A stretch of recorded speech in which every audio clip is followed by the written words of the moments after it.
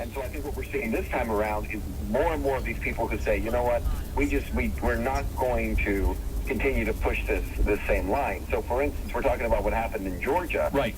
This past weekend in the Georgia State Convention, there was a motion made to say that they would not support the state of Georgia, the Republican Party in the state of Georgia will not support Section 1021 of the National Defense Authorization Act, which is going through and finishing up its renewal process for 2013.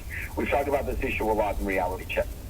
Section 1021 of the NDAA essentially says the President of the United States has the power to indefinitely detain any person who is suspected of working with Al-Qaeda, working with the Taliban, or any associated force, which is a very vague term, and then gives the President the ability to put this person into military detention without habeas corpus, without allowing that person to have a lawyer or have a trial, even have charges filed against them indefinitely. What's the burden? I find that offensive too, Ben. What's the burden of proof on that very loosely worded link?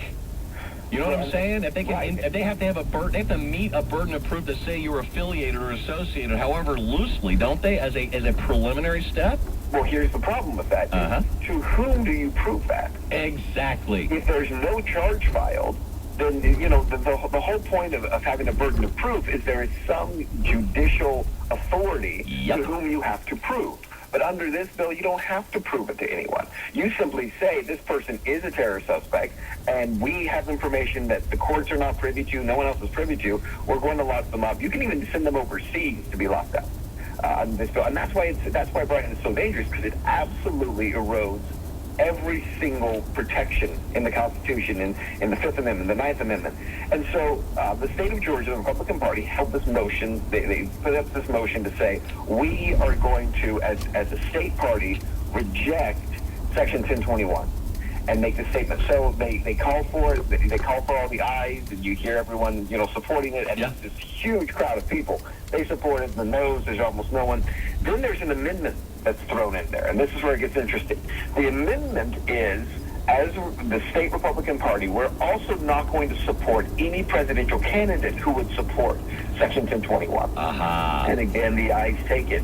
There are a few more no's. Then it goes into discussion. And when it goes into discussion, you hear this debate back and forth, and someone finally gets up and says, I don't think we can do this because Mitt Romney supports Section 1021 of the NDAA. And so immediately you see, we're going to withdraw the motion. And so the party leadership withdraws this motion that had overwhelming support.